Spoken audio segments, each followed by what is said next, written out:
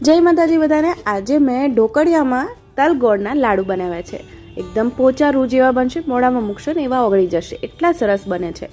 અને એની એકદમ સરળ રીત છે, પહેલી વાર બનાવશો ને એને પણ આવડી જશે। તો આ રીતે મેં ઢોકળિયામાં પાણી લઈ લીધું છે અને પછી આ રીતે કાંઠો મૂકી દીધો છે, ડીશ મૂકી દીધી છે અને પછી એક વાટકો મૂકી દેવાનો છે। તમને કોઈ પણ સાઈઝનો નાનો વાટકો લઈ લેવાનો છે। 1 કપ અહીંયા આગળ મેં ગોળ લીધો છે, દેશી ગોળ, અને ચપ્પાની મદદથી ઝીણો સમારીને લઈ લીધો છે। ડીશ ઉપર ઢાંકી દેવાની છે અને પછી એક મોટી થાળી આવી રીતે ઊંધી પાડી દઈશું અને લગભગ 15 મિનિટ સુધી એને આપણે બફાવા મૂકી દઈશું। એને મેં બીજા ગેસ ઉપર મૂકી દીધું છે। હવે એક કઢાઈ લેવાની છે, 1 કપ મેં તલ લીધા છે અને આપણે એને શેકી લેવાના છે। જો એનો તડતડ અવાજ આવે ને એટલે પછી આપણે ગેસ બંધ કરીને એક ડીશમાં એને કાઢી લેવાના છે। બહુ જો આપણે એને મતલબ કે શેકાવા દઈશું, એનો કલર થોડો ડાર્ક જેવો થવા દઈશું ને તો આપણા તલ છે ને એનો સ્વાદ એકદમ કડવો થઈ જશે, લાડુ પણ કડવા લાગશે। તો તલમાંથી અવાજ આવી ગયો છે અને હવે ગેસ બંધ કરીને એક ડીશમાં આપણે કાઢી લેવાના છે ઠંડુ કરવા માટે। હવે મેં અહીં આગળ 1 ચમચી જેટલું આપણે ઘી લેવાનું છે અને થોડું ગરમ હોવાથી હું ચમચીનો ઉપયોગ કરીશ। તો તલ ગરમ છે એટલે આપણે ગરમમાં જ ઘી ઉમેરી દેવાનું છે અને બરાબર મિક્સ કરી લેવાનું છે, જેથી જે સરસ એવું આપણી જે તલના લાડુ છે એકદમ શાઇની બનશે અને તલ છે પણ સરસ ઘી એબ્ઝોર્બ કરી લેશે।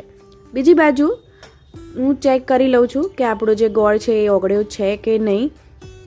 જો તમે ગાંગડા મોટા રાખશો ને ગોળના તો એને બફાતા વાર લાગશે, એટલે તમે ઝીણો ઝીણો સમારીને લેશો અથવા તો તમે છીણીની મદદથી છીણીને લેશો। થોડી વાર મેં ચેક કર્યું તો બરાબર ઓગળ્યો નહોતો, પણ 15-17 મિનિટ પછી મેં જોયું ને તો આવી રીતે ગોળ ઓગળી ગયો છે। ચમચીની મદદથી આપણે એને હલાવીને પણ જોઈ લઈએ કે કોઈ ગાંગડું તો રહી નથી ગયું ને।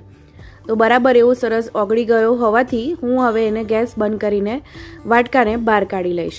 જો તમારો પણ ગોળ ઓગળે નહીં ને તો તમે થોડુંક એવું 5 મિનિટ વધારે મૂકી દેજો, ગેસની ફ્લેમ થોડીક વધારે રાખજો।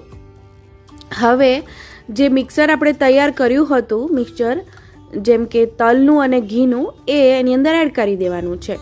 તમને જોઈતા પ્રમાણમાં તલ એની અંદર એડ કરી દેવાના અને પછી બરાબર મિક્સ કરી લેવાનું છે ચમચીની મદદથી। ગોળ થોડોક એવો ગરમ હોવાથી આપણે થોડું ચમચીની મદદથી મિક્સ કરી લઈશું।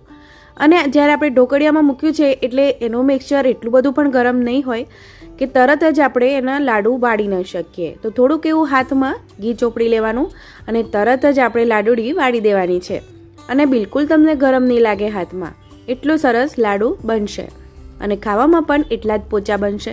તમે આ રીતથી એકવાર ચોક્કસ બનાવજો। મારા ખ્યાલથી આ રીતથી ખાસ કોઈએ બનાવી નહીં હોય ઢોકળિયામાં તો